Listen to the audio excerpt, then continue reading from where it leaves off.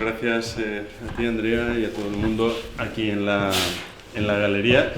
Y gracias también a Jordi por la inspiración, el libro Europa, que rápidamente me hizo llegar a Andrea y que en realidad me dio un poco la pista para proponer un título, que luego, curiosamente, he observado que liga bastante bien con los títulos que de forma independiente pusieron los otros dos ponentes, ¿no? No deja de ser curioso, ¿no? Yo, nada, haciendo una pequeña explicación, os diré, como sabéis, Europa era una princesa fenicia, ¿no? Que fue seducida por Zeus, con forma de un toro blanco, muy manso, y cuando ella se acercó, lo acarició y se montó encima suyo, salió volando a toda velocidad hacia la isla de Creta, donde dio a luz a dos niños. Uno de ellos se llamaba Minos y fue rey de Creta, rey mítico de Creta. Minos se casó con Parsífae y recibió un regalo de Poseidón, que era precisamente un toro blanco, haciendo referencia a la forma que su padre había adoptado para engendrarlo. Pero en lugar de sacrificarlo a los dioses, como se suponía que tenía que hacer, Minos no lo hizo y entonces Poseidón le castigó haciendo que su mujer engendrara con un toro de verdad un ser mixto, humano-animal, el famoso Minotauro, y al darse cuenta Minos de lo que había hecho y del peligro que suponía la existencia de un, llamémosle, monstruo semejante, ordenó a otro personaje mítico, a Dédalo, que construyera un sitio del cual no pudiera escapar, el laberinto. Y de ahí digamos, la ligación entre el concepto de la Europa mítica y el laberinto mítico, porque yo considero, y no ahora, sino que hace ya mucho tiempo, que Europa está inmersa en un laberinto. Lo bueno es que del laberinto se puede salir.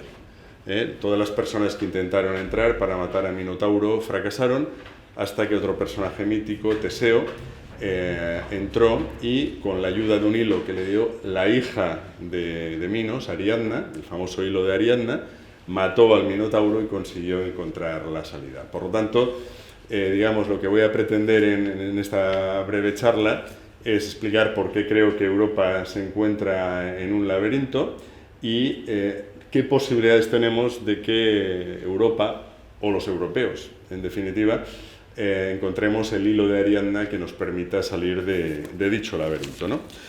Vamos a ver, lo primero que hay que entender es por qué Europa se encuentra en un laberinto, y hay, desgraciadamente, muchos motivos. Uno ya esencial es la delimitación geográfica. Es decir, hablar de Europa es relativamente fácil, pero si ahora pregunto, ¿Europa desde dónde a dónde va? Seguramente por el lado occidental tendríamos bastante claro, ¿no?, que el Cabo Finisterre, de hecho los romanos por eso le llamaban el fin de la tierra, sería el punto más occidental de Europa, o si quieren, algunas de las islas Shetland o Órcadas al norte de Escocia. Por el sur tendríamos bastante claro que probablemente Gibraltar sea el punto más al sur de Europa, por el norte el Cabo Norte, pero ¿y por el este? ¿Hasta dónde llega Europa? ¿Los Balcanes son Europa, sí o no? Políticamente y oficialmente sí, pero yo les puedo asegurar, yo he estado muchas veces en los Balcanes, en momentos, digamos, convulsos, y la sensación que tenía de no estar en Europa era muy fuerte y compartida por muchísima gente. Pero bueno, los Balcanes al final nos hemos acostumbrado y los aceptamos como Europa. Pero ¿y el Cáucaso? Georgia, Armenia, Azerbaiyán, Nagorno-Karabaj.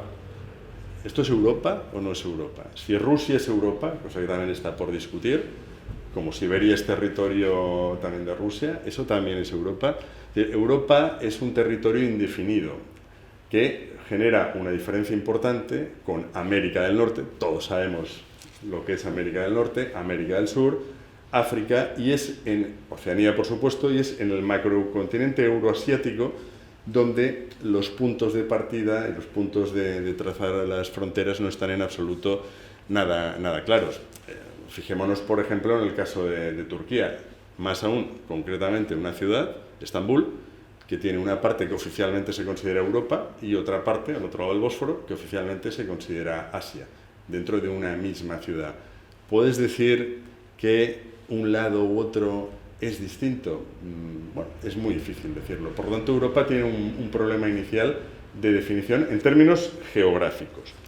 En segundo lugar, tenemos un problema de delimitación cultural, porque al final, bueno, la geografía existe, pero la cultura es mucho más importante que la geografía. Si no fuera así, Europa probablemente sería un país o un estado. Vayamos a cualquier mapa mundi que esté bien hecho, a escala, cojamos el tamaño de Estados Unidos, por decir algo, ya no digo el de China o el de Rusia, y el de Europa. Europa sería un país con estos conceptos. Sin embargo, en Europa tenemos en estos momentos 28 estados que dentro de algunos años pueden ser más todavía, porque las culturas son marcadamente muy diferentes, muy distintas. Todos sabemos las diferencias que hay, por decir el último enfrentamiento conocido importante que ha habido, pues entre los griegos y los alemanes. ¿Son europeos? Sí. ¿Se parecen mucho griegos y alemanes? No demasiado, en general. ¿Se parecen mucho los británicos, por ejemplo, y los franceses? ¿O los británicos y nosotros? Pues tampoco demasiado, ¿no? Por lo tanto, tenemos un problema cultural muy importante que en los lindes, en los extremos, se ve magnificado por la existencia de distintas religiones. Al final, Europa occidental tiene un norte protestante, luterano calvinista, un sur católico, pero si nos vamos yendo hacia el este, nos encontramos con los ortodoxos y aparecen ya claramente los musulmanes. Entonces, bueno, estamos hablando de 4 religiones, aunque las 3 primeras serían de origen cristiano, que verdaderamente hace que los grados de identidad entre distintas personas que viven en Europa sean verdaderamente muy diferentes. Tenemos, por lo tanto, un segundo problema. Un tercer problema es la visión totalmente endogámica que tienen los europeos, pero endogámica a niveles realmente extremos. Es decir, el europeo básicamente es una persona muy nacionalista, extremadamente nacionalista, ¿no? En estos mismos momentos que estamos aquí, se debe estar jugando un partido de la Eurocopa entre España e Italia, y en función de cómo acabe, pues puede haber bandas de italianos y españoles pues, que intenten matarse, ¿no? 2 países que somos europeos, los 2 del sur de Europa, los 2 con un estilo de vida bastante parecido, con una gastronomía bastante parecida, la religión original o la predominante en la base exactamente la misma, y sin embargo un italiano dirá que bueno, él por encima de todo es italiano, ¿eh? Los españoles, ya sabéis, los italianos dicen que somos sus primos hermanos, ¿no? Pero bueno, ya sí, los franceses ya no lo son, ¿eh? Por ejemplo. Entonces tenemos unos problemas que, por cierto, desde fuera de Europa no se entienden. Casi siempre estoy viajando en Estados Unidos, en Rusia y en China, pero vamos a ver, ¿cómo es posible que tengáis tantísimas fronteras y cómo es posible que tengáis estados con 3 millones de personas, 5 millones de personas? En China hay 20 ciudades que son más grandes que la mayoría de estados de Europa, por ejemplo. Entonces, bueno, este planteamiento tan, no, yo es que soy de aquí, y la frontera pasa exactamente por este punto. Hombre, hay fronteras naturales, efectivamente, la frontera franco-española es clarísima, los Pirineos no dan lugar a dudas, pero las fronteras en el resto de Europa, por ejemplo, la frontera entre Francia y Alemania, es un tema histórico. Hay zonas como Alsacia y Lorena que durante el siglo XX cambiaron de estado 5 o 6 veces en función del resultado de la última guerra. Ganaban los alemanes, Alemania, ganaba Francia, francesa, ganaban los alemanes, Alemania, Francia, francesa. Tenemos un problema también de delimitación de fronteras, que a veces estas cosas se ven por pequeños detalles. Cuando se decidió lo de la libertad de movimiento de personas, y por lo tanto se decidió que en los pasaportes aparecería lo de Unión Europea, hubo una propuesta en Bruselas que era hacer los pasaportes de color azul marino, con las estrellas del Consejo de Europa, y que abajo pusiera, en inglés en principio, es la lengua más universal, European Union. Bueno, saltaron todos como locos. Los franceses, no. República Francesa, Unión Europea. Los ingleses, por supuesto, Gran Bretaña, Reino Unido, Unión Europea. Los italianos, Italia, Unión Europea. España, Unión Europea. En una cosa que era absolutamente baladí, ¿no? Era la portada del pasaporte, ¿no? Entonces, ni en esto se llegó a considerar que existía este ente llamado Europa. Otra cuestión curiosa que he observado yo en Europa es que tenemos todos, y me incluyo, una afiliación muy local. Me explico. Cuando uno viaja por el mundo y se encuentra, sobre todo en sitios muy raros, a alguien, es muy común la famosa pregunta, ¿Where are you from? ¿No? ¿Cómo la contestan distintas personas? Pues, por ejemplo, un norteamericano dirá, I'm from the USA, automáticamente, ¿no? ¿Cómo contesta un europeo? Pues en muchísimos casos, en el cual me incluyo, dando la ciudad. O sea, a mí lo primero que me sale, where are you from? From Barcelona, automáticamente. Pero es que lo mismo le pasa a los milaneses, a los muniqueses, a los de Manchester y tal. Tenemos una afiliación que va de abajo a arriba. Nosotros somos de nuestro entorno próximo, cercano, es decir, nuestra ciudad, ¿no? En el resto del mundo piensan en entornos mucho más amplios, piensan en el gran colectivo y luego en un segundo o tercer nivel alguien te puede decir de qué estado es y de qué ciudad, ¿no? Aquí normalmente respondemos a la inversa. Tenemos una visión, una vez más, muy localista. Y otro problema importante que tiene Europa desde mi punto de vista es que, como tenemos precisamente un pasado artístico y cultural tan potente, a veces nos pierden las formas, nos pierde la estética, ¿no? Lo bonito por encima de lo profundo. ¿Y por qué digo esto? Porque en realidad la Unión Europea, en concreto, es un ejemplo claro de lo formal por encima del fondo. Y lo hemos visto recientemente, y alguna referencia obligada haré al Brexit, no podemos evitarlo, no pensaba hacerlo en absoluto, pero bueno, ha salido y nos da algunas pistas de lo que está pasando. Pero es que Europa siempre se queda en la parte superficial, y pongo dos ejemplos. El primero, los problemas de la colonización a nivel internacional, está claro que los generan las potencias europeas. Empezando por Portugal, España, luego Holanda, Reino Unido, y entonces apuntaron también Francia, Alemania y demás. Una época que Europa tenía prácticamente colonizado pues toda África, buena parte de África, buena parte de Asia y buena parte de América, bueno, por no decir toda América. Muy bien, esto es evidente que era algo absurdo, algo injusto que una potencia colonial se impusiera sobre los ciudadanos de un determinado país, con lo cual en su momento Europa considera que ha de marcharse. Pero se marcha sin tener en cuenta cuáles son los problemas que deja detrás. Yo me voy, oye, pero es que si tú te vas, por ejemplo, de Tanzania, se van a matar los tanzanos, porque son de etnias distintas, de tribus distintas, tradicionalmente enfrentados, que hasta ahora no lo hacen, porque cuando hay algún problema, tu ejército interviene. No, oye, me han dicho que esto de ser colonialista es muy feo, yo me voy. Si se matan, es un problema suyo. Los temas entre Hutus y Tutsis, básicamente generados por la administración colonial belga, que privilegió a los Tutsis frente a los Hutus. En el momento que se van, venganza automática de los Hutus. Cuando más tarde los Tutsis se refuerzan, venganza de los Tutsis contra los Hutus. Total, centenares de miles de personas matadas a machetazos literalmente. Por eso sí, como no tienen mucha tecnología, en África todavía utilizan procedimientos, digamos, un poco arcaicos, ¿no? Actualmente, Unión Europea, todo es fantástico, todo es muy bonito.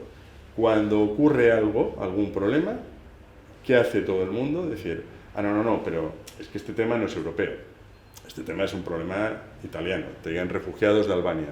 No, esto es un problema que vamos a resolver nosotros. Los franceses, cuando hay algún problema, por ejemplo, en sus excolonias, con las cuales todavía tienen buenas relaciones económicas, ¿piden que intervenga la Unión Europea? En absoluto. Envían automáticamente a los paracaidistas y a la Legión Francesa. Una vez los han enviado, hacen una llamada de rigor a Bruselas diciendo, por cierto, que hemos enviado a 2.000 paracaidistas porque hay jaleo en Zambia, Y la Unión Europea dice, vale, muy bien, enterado. Ya está. Es decir, somos Europa para lo que conviene y no lo somos para lo que no conviene. Entonces, claro, esto es como muy a la carta, ¿no? Tú has de definir si quieres ser europeo o no quieres serlo. No vale decir, para este tema soy profundamente europeo, Europa por encima de mi Estado. Para este otro tema ni hablar, para este tema mi Estado está por encima de Europa. Hombre, es muy poco serio. Uno tiene que tomar decisiones y asumirlas. Y esto es muy poco dado de los europeos. Los europeos siempre priman la imagen por encima de lo profundo. Muy bien, estamos dentro del laberinto, ¿no? Como veis, un laberinto complicado porque tiene muchísimos inputs. ¿Cuál es nuestra situación dentro del laberinto? Hombre, pues extremadamente complicada. En primer lugar, porque yo no he encontrado todavía a nadie, me refiero a nadie en Bruselas, en Luxemburgo, en Estrasburgo, que me diga exactamente cuál es el objetivo que tiene Europa.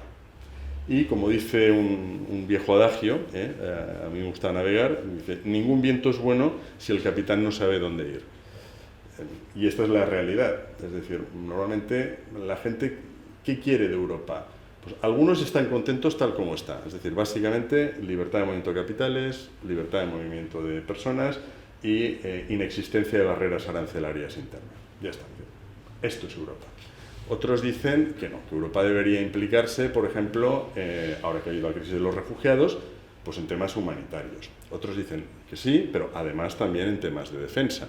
Otros dicen, hombre, pero además debería haber una cierta unión política, ¿no? Deberíamos tener las políticas, sobre todo las políticas económicas, armonizadas, pero no solo unas y no otras, sino todas, ¿no? Entonces, bueno, el problema es que puedes hablar con gente de un mismo país, por ejemplo, europarlamentarios, que están en Estrasburgo, y cada uno te puede dar una respuesta distinta sobre qué cree que tiene que ser Europa. Lo primero es llegar a un acuerdo. O sea, mientras no haya un acuerdo, difícilmente se va a constituir Europa. Estados Unidos de América se constituyeron porque los colonos, todos tenían muy claras dos cosas. Una, querían ser independientes de la metrópoli, es decir, de los ingleses, y dos, querían autogobernarse. En esto estaban completamente de acuerdo. En otras cosas no se lo habían planteado. Luego se plantearon, por ejemplo, temas como la esclavitud. Entonces ahí hubo la famosa guerra de secesión. Pero en lo esencial se lo plantearon y consiguieron el objetivo porque lo tenían clarísimo. En Europa los objetivos no están en absoluto claros.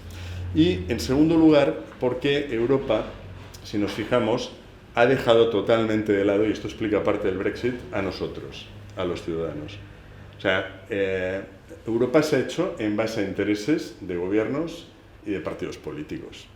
Nosotros, vamos cada 4 años a las urnas a votar a unos representantes, pero que son nuestros representantes. Nosotros no votamos políticos europeos, votamos lo que aquí se llaman europarlamentarios, pues gente, políticos de aquí, de los partidos de aquí, que pues en lugar de estar en la carrera de San Jerónimo, pues van a estar en Estrasburgo. Cosa que, dicho de paso, si alguien se quiere dedicar a la política, que espero que no, es algo extremadamente mucho más recomendable, porque se gana muchísimo más dinero, se pagan muchísimos menos impuestos y encima de cara a la galería queda como más vistoso, como más elegante porque estás en un ámbito internacional, ¿no?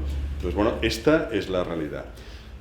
Tenemos un problema de escasa meritocracia en Europa y a las pruebas me remito. Ayer tuvimos unas elecciones generales, ¿no?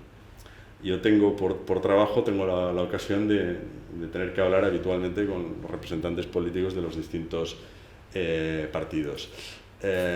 Al margen de que lo que dice uno u otro en un momento determinado me puede gustar más o menos, lo que no me gusta en absoluto son ellos. Porque ellos son de un nivel de formación, de un nivel intelectual, de un nivel de visión realmente muy, muy bajo. Yo estoy contento, y ahora que tengo a Andrea por aquí, decirlo, que muy pocos de mis alumnos a lo largo de mi vida se han dedicado a la política, pero los que se han dedicado normalmente se caracterizan por una cosa: siempre han sido de los peores que he tenido en la clase, siempre. O sea, ni siquiera, no digamos medianos, no, medianos, no estoy diciendo medianos, estoy diciendo de los peores, los que decías, pues esta persona en la vida pues que no va a poder hacer nada. Error mío, tiene la política. No podrá ser un artista, no podrá ser un empresario, no podrá ser un profesional, pero siempre puede ser un político, y es lo que son. Claro, esto en parte es culpa de todos nosotros, porque hemos permitido que esto suceda. En última instancia, si no estuviéramos de acuerdo con ellos, pues bueno, pues los echaríamos. Pero también me consuelo pensando que esto es algo que ha ocurrido siempre, porque hay una frase fantástica, yo la suelo citar cuando hablo de política, de Robert Louis Stevenson, el gran escritor escocés, que un día le preguntaron una serie de definiciones y le preguntaron por un político, ¿cómo definiría político? Y una definición que para mí es perfecta. Dijo, mire, político es cualquier persona que es totalmente incapaz de dedicarse a otra cosa. Con lo cual nos está definiendo lo que realmente tenemos encima de la mesa. Es un problema que tenemos nosotros. Y luego además tenemos otro problema de economicismo extremo. ¿Cuáles son todos los debates de Europa estos días? Consecuencias del Brexit, las bolsas, el tipo de cambio de la libra, las empresas no británicas que operan en la City, etcétera, etcétera. O sea, se habla exclusivamente de economía.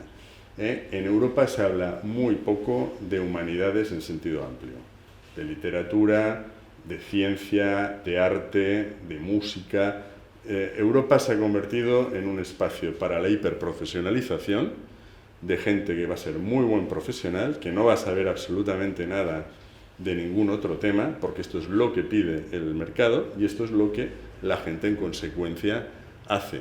Tenemos un nivel hoy en día de graduados en Europa importantísimo, cada vez hay más gente, pero es muy deprimente, y a mí me pasa desgraciadamente mucho. Yo soy de utilizar mucho citas literarias, históricas y demás, y en entornos de gente profesional normalmente veo que me ponen como cara de espanto. Entonces les pregunto si no han leído alguna vez, por ejemplo, algún clásico griego y demás. Me ponen unas caras como diciendo, no, ¿por qué? Si yo soy informático, ¿por qué tengo que dedicarme a la literatura o al arte y tal? Yo sé muchísimo de informática. Bueno, este es un problema real que el propio sistema de educación europeo genera, que no ocurre en otros países. Ustedes saben que en Estados Unidos, lo que llaman ellos tomar cursos. Tú puedes matricularte en Harvard y de repente dices, oye, hay un curso sobre arte oriental fantástico y tú estás estudiando medicina, pues me apunto. Y cursas ese curso de arte oriental. Y luego te vas a otro de literatura británica del 19 y lo haces. Entonces yo cuando estoy con esta gente me encuentro que podemos hablar prácticamente de todo. Cuando estoy con un profesional europeo no podemos hablar de nada a no ser que sea un tema que a mí me interese mucho y coincida con la especialidad de dicha persona. Ese es otro problema importante. Y en última instancia, un problema de irresponsabilidad tenemos en Europa, en dos sentidos. Primero, aquí se busca el resultado sin importar las consecuencias. Aquí hay una primera alusión al Brexit. Muchos nos lo imaginábamos, pero ya está pasando. Saben que si no ha cambiado la cifra en estos momentos, parece ser que se han recogido algo así como 3 millones de firmas en Gran Bretaña de gente que dice que hay que repetir el referéndum. Que claro, que no se habían dado cuenta exactamente de las consecuencias que tenía votar sí o votar no. ¿Por qué lo hicieron? Por superficialidad. Porque mucha de la gente que ha votado Brexit lo que estaba votando es no a Cameron. Cameron defendía el Remain, pues vale, pues ¿qué es lo que no puede soportar Cameron, el Brexit? Pues voto Brexit. Entonces ahora de repente han visto ya por los primeros diarios que la libra esterlina se va a devaluar muchísimo con respecto al euro. Que por lo tanto, sobre todo los jubilados, esto de venir a España a pasar las vacaciones, pues les va a poner bastante carito. Que probablemente algunos de sus bancos tengan problemas de liquidez. Entonces dicen, hombre, es que claro, o sea, queríamos decir, no, pero no era exactamente que no, era que no estamos contentos, pero no queremos irnos, ¿no? Esto es muy europeo también. O sea, vamos a ver, un estadounidense pues, analiza pros, contras. Oye, estoy en contra de esto, pues voto. Aquí ni en 24 horas ya ha salido cantidad de gente, incluso artículos en medios serios, que nos recuerdan una cosa muy importante, que el referéndum no era vinculante. Los referéndums pueden ser vinculantes o no. Y no vinculante quiere decir que el gobierno británico, el que haya, porque Cameron ha decidido que se marcha, decidirá si pide o no la salida del Reino Unido de la Unión. Claro, si no lo pide, se encuentra con un pequeño problema democrático. Es decir, hombre, si el 52% de tu población te ha dicho que te vayas, tú deberías hacer lo que te dice la población. Siempre se puede dar la explicación quería decir, sí, pero ellos en general no sabían exactamente lo que estaban votando y por lo tanto nos quedamos, ¿no? Ha salido otra teoría en las últimas horas, pues un poco, seguramente copiándonos a nosotros en España, han dicho, se pueden repetir elecciones, pues se pueden repetir referéndums.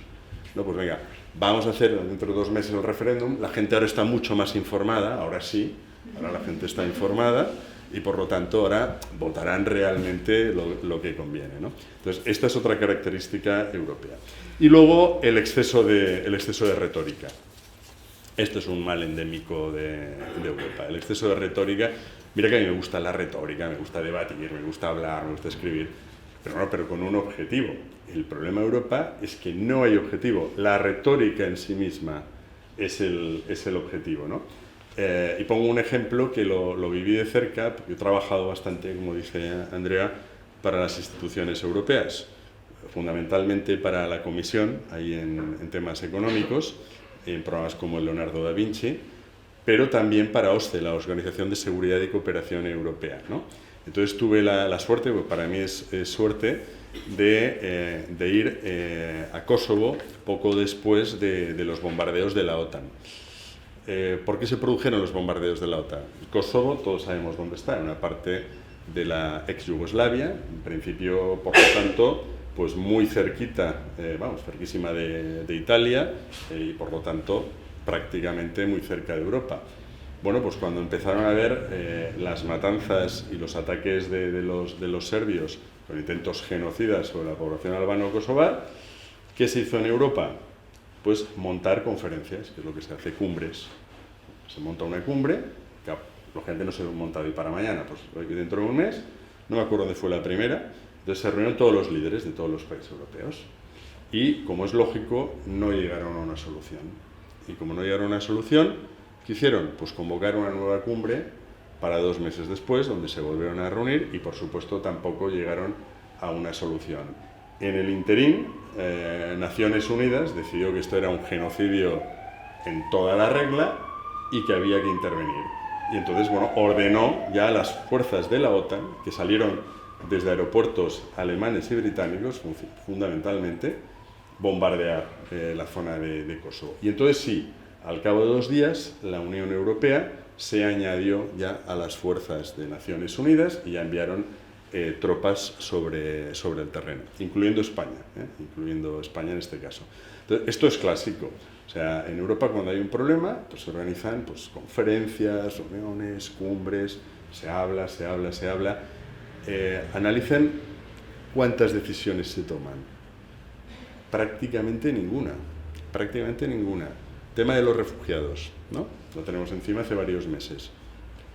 Europa, como tal, no ha decidido nada. Los países han tomado sus decisiones. La señora Merkel tomó su decisión en su momento. España tomó la suya. Los británicos han tomado la suya. Por cierto, uno de los argumentos de los que han votado Brexit es exclusivamente este.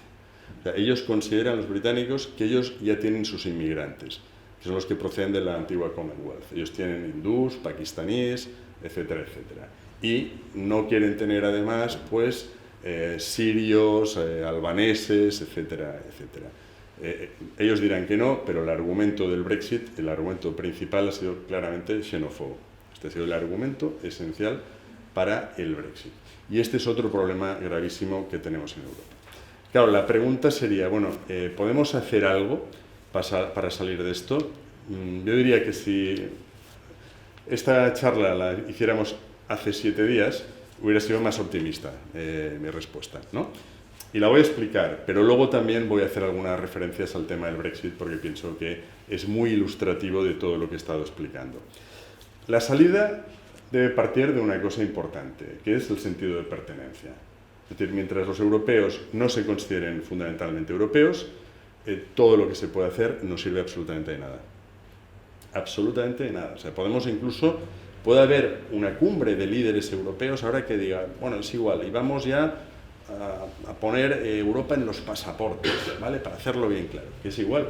O sea, mientras la gente no se considere europea, no lo va a ser. Y cuando hay algún problema, realmente, si alguien piensa que saliendo de Europa va a estar mejor, lo va a hacer, como han hecho exactamente los británicos. Porque no han salido por grandes principios éticos. No, no. Los que han votado Brexit por cuestiones puramente operativas y prácticas.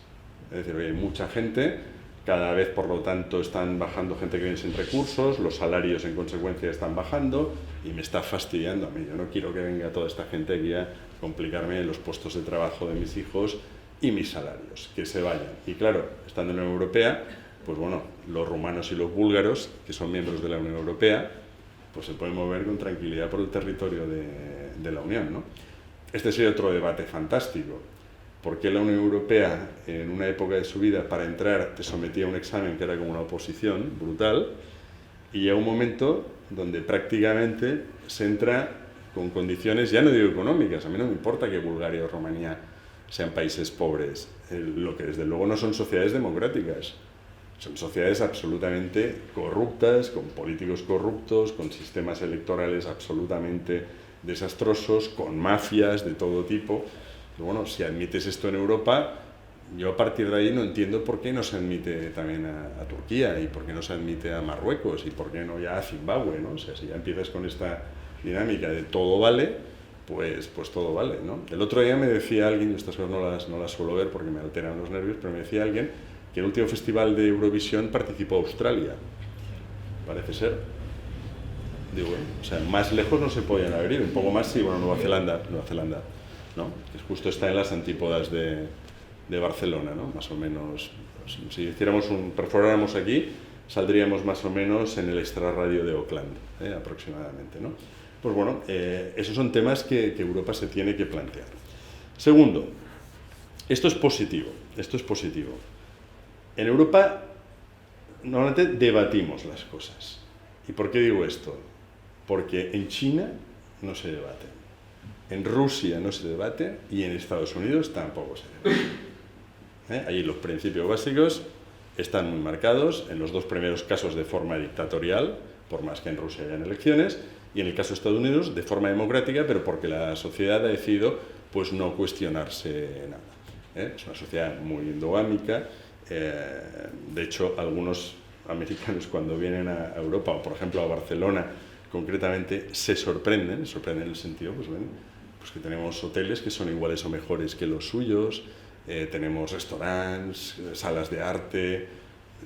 Yo pensaba que esto era como más subdesarrollado, hombre, pues no sé en qué época estabas pensando, ¿no? Porque vamos a ver, pero bueno, esta es una realidad. En Europa no tenemos el problema, en Europa los temas se debaten, ahora mismo se está debatiendo. Ahora, ojo, porque hay una sentencia muy clara que dice desde el análisis a la parálisis. Si las cosas se analizan en exceso, llega un momento que ya no se hace absolutamente nada. Hace poco hablé con un antiguo compañero mío de colegio que está precisamente en Bruselas, en la Unión Europea, y le pregunté si pensaban hacer algo con el tema de lo que está pasando con las mafias que transportan, pues, básicamente subsaharianos a Europa a través de España, en este caso, ¿no? Y me contestó lo siguiente, que se produjo una reunión entre los comisarios, entre los miembros de la comisión. El tema era, ¿decimos algo o no decimos nada? Y esta vez, después de un intenso debate, la decisión fue, vamos a decir algo, vamos a posicionarnos. Convocaron otra reunión, porque claro, decir dos cosas en la misma reunión era excesivamente agotador, y entonces convocaron otra reunión para decir lo que se iba a decir. Y como no se pusieron de acuerdo, no decidieron nada, invalidando la decisión que ellos mismos habían tomado, de decir algo. Bueno, esto es bastante el funcionamiento de Bruselas. Bruselas, como ciudad, es horripilante, aparte de algunas chocolaterías y alguna... Bueno, la Gran Place es una ciudad horripilante, pero es que realmente la gente que vive allí son prácticamente autómatas. Entre que por la mañana suele estar lloviendo casi todo el año, hay una bruma, no se ve nada, tienes que ir a las 12 de la mañana con las luces encendidas. La gente va a su trabajo, pero de forma absolutamente mecánica, y no le interesan los resultados, sino simplemente cumplir con el trabajo que se les ha asignado. Por lo tanto, tenemos un problema enormemente importante por exceso de análisis. Y por otro lado, el exceso de burocratización. Esto, de verdad, el que no lo haya sufrido no sabe lo que es. O sea, aquello es que es indescriptible, es indescriptible. Tengo un pequeño ejemplo, una anécdota personal que lo aclara bastante bien. Me hace ya, no me acuerdo, debe ser hace 3 años, me llaman un día y me dicen que de acuerdo con la sugerencia del gobierno español habían decidido nombrarme miembro del Tribunal de Cuentas Europeo. ¿Qué me parecía? Digo, estoy pensando, digo, hombre, interesante, un trabajo interesante durante unos años, son 6 años de mandato y no son renovables, o sea, tampoco es para morirte allí. Vale, de acuerdo. En mal momento dije esto, porque no saben lo que es a partir de ahí. O sea, me llegó ya un correo con unos documentos que bajé e imprimí, de volumen importante, donde establecían todo el procedimiento. El procedimiento era absolutamente surrealista y duraba meses. O sea, tenía que enviar, bueno, una cantidad de papeles increíbles, pero luego tenía que ir allí a explicarlos a distintas comisiones o subcomisiones, con la parte curiosa de que en ocasiones yo tenía, por ejemplo, que ir a explicar los principios de auditoría internacional y los tipos que estaban en la comisión ya me aclaraban antes de empezar el hearing, le llaman ellos a esto, que allí ninguno de ellos tenía ni la más mínima idea del tema. Y su misión era luego elaborar un informe sobre mi competencia en el tema, ¿no? Con lo cual dices, bueno, si quieren se lo hago yo el informe, ¿no? Porque ya me contarán ustedes qué van a hacer. Entonces, acababas esto y pensabas, ahora ya está. No, porque esto ha sido una comisión previa.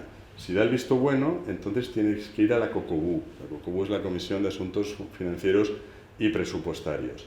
En la COCOBU te hacen una primera audición, luego vuelves, al cabo de 3 semanas ellos han analizado el tema, te vuelven a convocar para hacerte una segunda audición, bueno, y así sucesivamente hasta llegar, y no es broma, al plenario del Parlamento Europeo, para nombrar a una persona. Entonces yo me encontré una tesitura curiosísima, un día que me acordaré toda la vida, porque entonces ya por prurito tenía ganas de que saliera bien el tema, de que el Parlamento Europeo, que se supone que se debe dedicar a temas pues, de economía, de asuntos sociales, de defensa y tal, se reúne el plenario para votar si yo les parecía un candidato adecuado o no.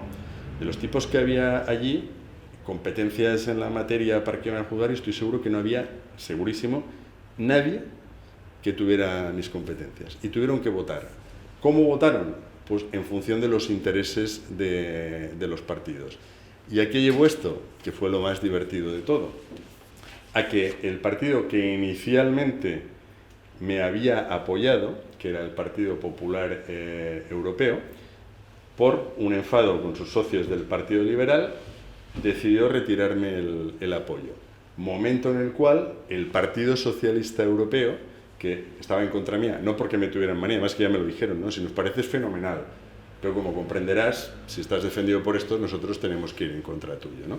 Bueno, pues de repente pasaron a estar a favor mío. Entonces, como los liberales al final cambiaron de bando otra vez, pues al final salí, ¿eh? Pero bueno, yo allí paseándome por Bruselas, pues no te dejan estar dentro, y un amigo mío desde dentro de Estrasburgo, desde dentro del Europarlamento, enviándome por el móvil cómo iban las votaciones, ¿no? Entonces, realmente dices, bueno, o sea, ¿pero esto es broma? ¿O qué? Estamos hablando del Tribunal de Cuentas Europeo, el órgano que tiene que fiscalizar las cuentas de la Comisión Europea. Pero bueno, esto no pueden hacer algo más fácil, es decir, presenten currículos de profesionales y busquen a alguien. Bueno, no. Allí podía haber salido, pues no sé, alguien que no hubiera acabado el bachillerato, tranquilamente, porque tal como era el procedimiento, como los que examinaban no tenían ni idea, pues estaban en igualdad de condiciones que el examinado, ¿no? Esta es la realidad del funcionamiento de Europa. Europa es una macroburocracia con unos sueldos muy altos, unos impuestos muy bajos, ¿eh? Para que se hagan una idea.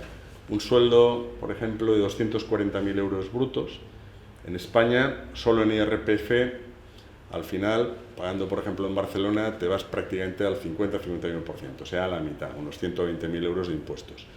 esta misma cifra en una institución europea se pagan 6.000 euros de impuestos.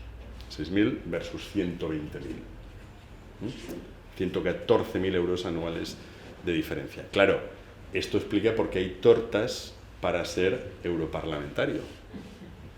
Porque ganan mucho más y como pagan mucho menos impuestos, equivale literalmente a que ganas el cuádruple o el quíntuple de lo que ganas si estás aquí. Y además nadie se mete contigo, porque nadie sabe lo que hacen los europarlamentarios. Los de aquí sí, todos lo sabemos, están todos los días en los periódicos, en la televisión, en la radio. Seguro que hay muy poca gente aquí que me pueda dar ahora el nombre de algún europarlamentario. Yo mismo, en realidad, conozco muy pocos, porque, bueno, son gente habitualmente, eso sí, con formación, pero con formación no quiere decir especializados. Pues hay gente magnífica que a lo mejor pues es doctor en filosofía, doctor en historia y tal, pero lo meten en un organismo económico, por ejemplo. Y ellos mismos te dicen, pero si yo no sé qué hago aquí, que no me entero de nada. Pero bueno, ese es otro problema importante que tenemos. Y vamos al Brexit como, digamos, como ejemplificación de todo esto. Vamos a ver, yo para empezar a hablar del Brexit, lo primero que tengo que decir, y es real, es que aunque lo parezca, el Reino Unido nunca ha estado en la Unión Europea. Formalmente sí, emocionalmente no. Esto es como si tú vas a trabajar a un sitio y te presentas en el puesto de trabajo a la hora que toca, pero sin el más mínimo interés, ni las más mínimas ganas, ni la más mínima emoción por hacer tu trabajo. Estás por ahí deambulando y te dicen, oye, coge aquello, lo coges, déjalo, lo dejas.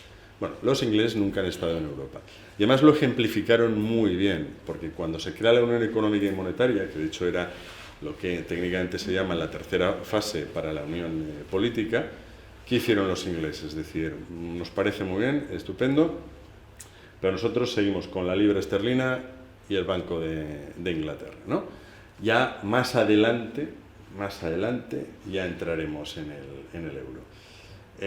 ¿Por qué lo hicieron? Porque, claro, la política monetaria hoy en día es un arma esencial de la política económica.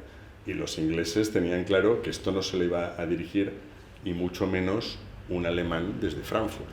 Es el colmo para un inglés, después de las 2 guerras mundiales. Y ahora, después de esto, después de haberles ganado 2 guerras, que ahora encima ellos nos vayan a decir lo que tenemos que hacer nosotros, esto ya es la bomba, ¿no? Entonces, los ingleses nunca han estado de facto en la Unión Europea. Y yo creo que los que han salido realmente estaban esperando el momento oportuno, que hubiera algún argumento, tiene que haber algún argumento, si no queda feo, para marcharse, para irse. ¿Cuál es el problema? Que hay muchas otras naciones que en realidad tampoco se sienten a gusto dentro de la Unión Europea. Curiosamente, una de las que más es España.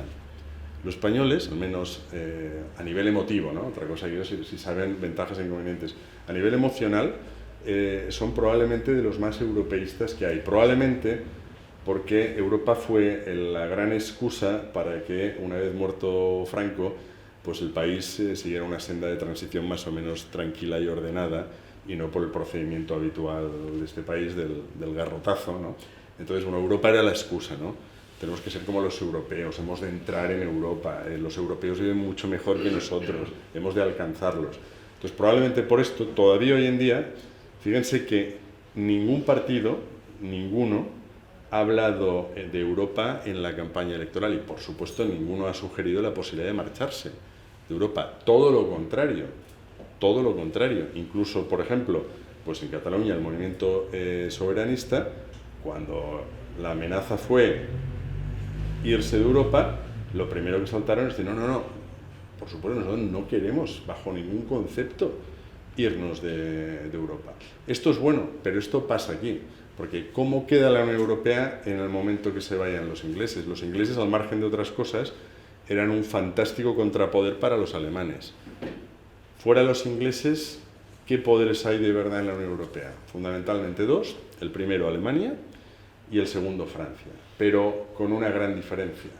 Alemania es un país monolítico, con una economía sólida y súper sostenida, y Francia todo lo contrario. Francia tiene problemas económicos, problemas sociales. Francia no va a poder actuar de contrapoder contra Alemania. Si no pasa nada raro, estamos casi condenados a hacer lo que nos digan los alemanes. Y claro, los alemanes no es una crítica para ellos, yo les admiro en muchas cosas. ¿Desde qué punto de vista ven las cosas? Pues desde el punto de vista de los alemanes. Entonces, los temas del sur de Europa, ellos los interpretan como alemanes. Claro, un alemán nunca va a poder entender un país del sur de Europa, por definición, porque es imposible. Es que no nos entienden. Es decir, a nosotros también nos cuesta a veces entenderlos a ellos, ¿no? Pero, claro, entonces, los griegos, ¿qué pasa con los griegos? ¿Va mal la economía? Pues ya está, pues oye, que trabajen más, o bueno, pues o que ganen menos, ya está. Y sobre todo el déficit, que no lo toquen. ¿Por qué? Pues para los alemanes hay dos temas esenciales. No debe haber déficit público y la moneda debe ser estable. El segundo lo tienen controlado porque el Banco Central Europeo, no por casualidad, está en Frankfurt, la sede. No está ni en Bruselas ni en ningún otro sitio, está en Frankfurt. Esto es una señal clarísima de cómo se gestiona el Banco Central Europeo. Y lo otro, sencillamente, la señora Merkel dice, bueno, ayudas condicionadas realmente a mantener un déficit cero. En estos momentos, por ejemplo, para España, una política de déficit público controlado sería una ayuda importante para el crecimiento de nuestra economía. De hecho, hasta algunos economistas alemanes lo saben. Por eso a España se le permite incumplir con un pequeño tirón de orejas, que es lo que está pasando. O sea, llaman a Montoro y le dicen, no lo estáis haciendo bien, a ver si mejoramos un poco. Y ahí se queda, por ahora. Por ahora. Entonces, claro, si siguen apretando, puede llegar un momento que incluso en España la gente diga, oye, vamos a ver, ¿por qué rayos tenemos que aceptar estas normas? Pero ¿cuál es el problema de países como España o Francia? Que hemos cedido ya la soberanía monetaria. Entonces, si queremos volver a ser un país independiente, como pueden volver a ser los ingleses dentro de poco, tendríamos que recuperar la moneda. Y claro, la libra esterlina, con todo lo que es la libra esterlina, hasta el año 1945, la moneda de referencia en el mundo, el dólar solo se impone al acabar la Segunda Guerra Mundial, bueno, pues la libra esterlina se va a devaluar probablemente un 25%. Ahora, hagamos política ficción. Imagínense qué pasaría si España dejara el euro para reintroducir la peseta o la nueva peseta o como rayos le llamáramos. ¿Qué valor tendría respecto al euro? Bueno, habría que escarbar en la tierra porque no se podía bajar más bajo, ¿no? El país volvería pues, al punto de partida. Por lo tanto, la situación en la cual nos están poniendo los ingleses no solo es una situación delicada para ellos, es una situación delicada, también muy delicada para nosotros. El golpe reputacional para la Unión Europea es total. Es decir, ¿cómo puedes pensar en dar un paso más con una unión política cuando uno de los países claves se te está marchando, ¿no? O sea, tú estás diciéndole al mundo que quieres ser una superpotencia y probablemente tu segundo socio más fuerte te abandone en ese momento. Bueno, yo creo que la Unión Europea previsiblemente con esto ya ha acabado su fosa. Desde luego, chinos y estadounidenses ya no se la van a creer más. Pero es que además hay otros problemas. Por ejemplo, el riesgo de contagio. El riesgo de contagio, pero no solo externo, sino interno. En estos momentos, y es fácilmente comprobable, hay dos territorios que han votado en el Brexit, que han votado en contra radicalmente del Brexit, que formalmente pertenecen a la Gran Bretaña, que son Escocia, ojo, y Gibraltar. En Gibraltar, el 95,5% de los votos emitidos estaban en contra del Brexit, ¿vale? Entonces, ¿qué va a pasar ahora? Los escoceses ya lo han dicho, van a pedir un nuevo referéndum de autodeterminación. Y tal y como están las cosas, fue por poco la última vez, yo creo que ahora lo ganan. Porque los escoceses quieren estar en Europa y Europa quiere que los escoceses estén. No olvidemos que el petróleo británico está esencialmente en Escocia. No está ni en Inglaterra, ni en Gales, ni en Irlanda del Norte. Está en Escocia. Irlanda del Norte quiere aprovechar también la coyuntura para deshacerse del yugo británico y poder unificarse de una vez por todas con la otra Irlanda que sí que está en la Unión Europea. O sea que lo que puede pasar a partir de ahora es tremendo. Y imaginemos que por algún motivo Francia no le conviniera estar en la Unión Europea y se fuera de Francia, entonces sí que se ha acabado. Porque sería Alemania con un grupo de países satélites a cuál más desorganizado. Posiblemente entonces España podría pasar a ser, junto con Italia, la segunda potencia de la Unión Europea, pero estaríamos tan lejos de la primera que no serviría absolutamente de nada ser la segunda. Por lo tanto, tenemos un riesgo importante. La pérdida de equilibrio, que ya he citado, y todo ello como consecuencia a veces del exceso de racionalismo europeo. Porque, repasando un poco, y seguramente en las dos sesiones anteriores alguien lo debe decir, el origen de la Europa moderna, Schuman, Monnet, Adenauer, la idea es, vamos a ver, hemos tenido dos guerras europeas, porque eran dos guerras europeas, que al final acabaron convirtiéndose en guerras mundiales, pero que las dos tienen un origen estrictamente europeo, y a ver si aprendemos y no lo volvemos a hacer. Sistema, vamos a ir todos juntos. Entonces crean la CECA, la Comunidad Europea del Carbón y el Acero, luego la Comunidad Económica Europea y ahora la Unión Europea. Para hacerla se podía haber hecho de dos formas. Una, la lógica de decir, vamos a crear una unión política. Va a costar mucho, nos va a llevar años, pero lo vamos a hacer. Y dos, lo que se llama el método funcionarista, que es el que se escogió, un método muy pragmático. Aquí Robert Schuman y el propio Adenauer tuvieron bastante responsabilidad, es decir, vamos a ir poco a poco. Como la unión política es muy complicada, lo vamos a hacer al revés. Vamos a empezar por los temas económicos. Cuando Europa esté muy unificada económicamente, entonces será muy fácil ya dar el salto político. Y a la hora de hablar de economía, ¿por qué empezamos? Bueno, pues vamos a empezar pues por lo más fácil, ¿no? Vamos a empezar por un acuerdo aduanero. Los países miembros suprimirán las aduanas internas entre ellos y se dotarán de un arancel con respecto al resto del mundo, con lo cual será muy beneficioso estar dentro. Efectivamente, es muy beneficioso estar dentro. Pero a partir de ahí, ¿qué pasa? Que cuando hay que dar nuevos pasos, lo más difícil siempre se deja para el final. El siguiente paso, ¿cuál es? Hombre, políticas económicas, vamos a unificar. Tenemos dos grandes brazos, la política económica tiene la política monetaria y la política fiscal. La política fiscal es muy complicada. Pues venga, haremos una cosa. En lugar de unificar la política fiscal, que era lo lógico, vamos a hacer la monetaria, que es más fácil de vender. Creamos una moneda única, que esto a la gente le gusta, es bonito, ¿no? Una moneda más que se llama euro y un nombre precioso y demás. Y bueno, luego cuando ya todos los países estén más o menos homogenizados, entonces ya unificaremos la política fiscal. ¿Cuál es el problema que tenemos ahora? Es que una política monetaria única, con políticas fiscales y políticas bancarias distintas, no funciona ni funcionará nunca. Y esto no es un descubrimiento de ahora. Cojan ustedes revistas de economía europeas importantes de los años 70. Está hiperescrito. Vamos, yo cuando empecé a dedicarme a estos temas, pues empecé a leer artículos de muchos de los mejores economistas europeos que todos decían radicalmente esto. Era bastante obvio, por otro lado. Entonces, bueno, a alguien se le ocurrió que, bueno, políticamente podía ser más fácil empezar por lo monetario y luego acabar por lo fiscal.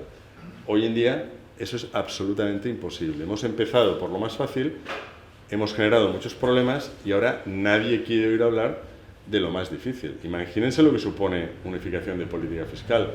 Entre otras cosas, igualar los impuestos de toda Europa. Nuestros impuestos, el IRPF, el IVA, el impuesto de sociedades, serían exactamente los mismos que el resto de estados de la Unión Europea, ¿no? Entonces nosotros, por ejemplo, estamos acostumbrados a IVAs y impuestos especiales relativamente bajos. Si los pusieran muy altos, podía haber realmente hasta manifestaciones en contra. El caso más curioso que conozco, y no sé si lo conocerán porque es francamente divertido, fue mi primera intervención seria en una comisión con la Unión Europea. Es cuando entra a España y se habla del tema de los impuestos especiales. Los impuestos especiales básicamente operan sobre 3 tipos de productos. Bueno, ahora 4, pero antes 3. El tabaco, las bebidas alcohólicas, los carburantes y ahora el medio ambiente. Se llaman impuestos especiales, ¿no? Entonces, cuando España entra, tiene que renegociar sus impuestos especiales con los que habían en Europa. En el tabaco esto implicó una subida muy importante de impuestos, los fumadores lo notaron bastante, y en el alcohol pasó una cosa curiosísima, y que coló, parece ser, me explicaron luego, porque hicimos una especie de pacto con los italianos para votarles a favor una cosa a ellos y ellos nos votaron a favor. Y es que en España las bebidas alcohólicas también se homogenizaron, con excepción de una, el vino. Porque el vino, formalmente, cuando entró a España, la Unión Europea no lo consideró como una bebida alcohólica. Entonces, ¿cómo rayos lo consideró? Pues muy fácil, como un componente esencial de la dieta mediterránea clásica. Y por lo tanto tiene impuesto cero. Esto es lo que explica que aquí en España nos tomamos vinos absolutamente maravillosos por 10 euros y cuando te vas, por ejemplo, a Dinamarca, pues para tomarte un vino maravilloso, como no pongas 100 euros encima de la mesa, no tienes nada que hacer, porque tienen unos impuestos absolutamente demoledores. Los franceses llevan años pidiendo que España introduzca el impuesto especial sobre el vino y los gobiernos españoles, desde Felipe González hasta el actual de Rajoy, se resisten heroicamente, porque consideran que mientras la gente tenga acceso a vino barato y de calidad, pues no se preocupará por otras cuestiones. Es lo de panem et circenses, pero bueno, en versión un poquito más, digamos, de tipo alimenticio, enológico, básicamente. Otra cuestión importante es el tema de las cuestiones de movimientos de personas y bancarios. Porque para unificar un territorio no basta únicamente con decir, bueno, que podrás pasar con el carnet de identidad, eso está muy bien, es muy cómodo. Tampoco es una gran ventaja, porque al final yo creo que todos tenemos un pasaporte, ¿no? Bueno, vale, de acuerdo, el DNI es más pequeño y se lleva en la cartera y el pasaporte es un poco más molesto. Pero bueno, en definitiva no nos complica mucho la idea, pero es que eso no es unificar. Unificar quiere decir que realmente los trabajadores tengan los mismos derechos en todos los sitios, que los bancos tengan la misma regulación, tengan las mismas garantías, los impositores también, etcétera, etcétera. Y estos son temas que no se abordan por considerar que son extremadamente complicados. En definitiva, Europa tiene, como os he dicho al principio, un gran problema, que es el problema del que está desorientado en un laberinto. Estamos desorientados porque no sabemos qué queremos ser de mayores. ¿Qué queremos ser? Lo que somos más o menos ahora, o sea, un grupo de países que llegan a una serie de acuerdos en una serie de temas. Algunos dicen, no, al ser algo más serio, una federación de estados. Otros dicen, no, debería ser una confederación, como Suiza, ¿no? Prácticamente idéntica, pero con un grado importante de libertad en determinados temas para los estados. Otros dicen, no, Europa tendría que ser una unión política, los Estados Unidos de Europa. Bueno, este tema, que sería el primero que tendríamos que poner encima de la mesa, es decir, bueno, dígame usted qué quiere ser y en función de esto podemos intentar trabajar el camino más operativo. Bueno, como no se ha llegado a un acuerdo en qué queremos ser, es absolutamente imposible establecer el camino operativo.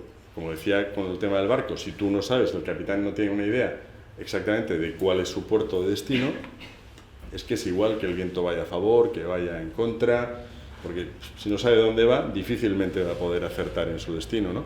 Y Europa tiene este problema, quizás por un exceso de cultura, porque es evidente que cuando vas a Estados Unidos y te enseñan con devoción, pues no sé, una universidad tiene 150 años, ¿no? Te dicen con admiración y con asombro, ¿no? Y tú sales allí, bajas un poquito por las Ramblas y enseguida te topas con la antigua muralla romana, ¿no? Y piensas, pues, entre el 12 y el 15 a.C., es cuando se construyó Barcelona, y bueno, sí, 150, nosotros 2000 y pico, en fin, por aquí ha pasado todo tipo de gente, los íberos, los celtas, los cartagineses, los romanos, los visigodos, los árabes, bueno, absolutamente todo el mundo. Entonces miras, hay historia por todas partes, hay cultura, estamos orgullosos de ella, es bueno que lo estemos, pero bueno, luego también hay que estar trabajando en el día a día. Y esto es lo que nos pierde. Y lo digo con preocupación porque es cierto que los mejores profesionales y científicos europeos cada vez más están abandonando Europa. Esta es una realidad. Las universidades de aquí son extremadamente burocráticas. O sea, pasan cosas absolutamente increíbles. Aquí en Barcelona, no diré la universidad para que no se monte un jaleo, pero bueno, le han negado la venia docendi, es decir, la posibilidad de dar clase, a un señor que es premio Nobel. ¿Por qué? Porque hay una normativa interna española que no tiene que cumplir con esto. Antes tiene que tener el título convalidado el título de doctor. Pero vamos a ver, ¿qué es premio Nobel? Pues claro que es doctor. O sea, me está diciendo, y doctor por Harvard, me está diciendo que el Ministerio Español, hasta que no tenga un expediente que tardan varios años en resolverlo, no va a reconocer que este señor es doctor. Porque, o sea, Harvard le parece, pues no sé, digamos, menos relevante que la Universidad de La Rioja, por decir algo. Bueno, pues esto es así, ¿no? Entonces, estamos expulsando talento y impidiendo que el trayecto venga hacia aquí. Desgraciadamente, España somos un ejemplo de lo que va a ofrecer Europa en el futuro, que es clima, arte, cultura, es decir, va a ser donde la gente, digamos, cultivada y con dinero del resto del mundo vendrá para jubilarse o para pasar sus vacaciones, que ya está pasando, que es algo que ya está pasando. Si a nosotros nos parece bien, pues bueno, entonces será nuestro problema. El hecho de estar en Europa nos perjudica, nos ayuda. Es difícil decirlo, hasta ahora nos ha ayudado, ¿eh? Yo soy de la teoría de que si no hubiéramos entrado en Europa, difícilmente estaríamos donde estamos. El español es muy indisciplinado y por lo tanto pues tendríamos pues, los déficits públicos y las inflaciones que teníamos en el año 77, que no sé si se acuerdan, pero ponen los pelos de punta, ¿no? Porque estábamos ya con inflaciones del 27%, tipos de interés del 19%. ¿Se imaginan lo que es pedir un crédito? Ahora que la gente a veces dice, es que me han pedido un 3,5, está caro, ¿no? Imagínense un 19, un 20%, ¿no? Entonces, bueno, todo esto nos lo hemos evitado por entrar en Europa, con lo cual yo no voy a hablar mal de Europa. Lo que sí que creo es que si no hacemos algo, el proyecto, digamos, se nos va de las manos y el proyecto fracasa totalmente. Es cuestión de tiempo. Los ingleses han dado un primer aviso. No sé si se irán o no. No lo sé. Yo creo que nadie lo sabe. A lo mejor sí, porque también es verdad que los alemanes van a insistir en el sentido de decir, oye, si habéis querido iros, pues venga, iros. De hecho, ya alguien les ha puesto una fecha límite. Pero también es verdad que formalmente no lo han pedido todavía. O sea, insisto, un referéndum es un referéndum. España también teóricamente tenía que estar fuera de la OTAN. Pero muy hábilmente el presidente del gobierno consiguió cambiar una pregunta en el referéndum para que al final estuviéramos dentro. Bueno, vamos a ver qué ocurre. De momento tranquilos, no se rompe nada.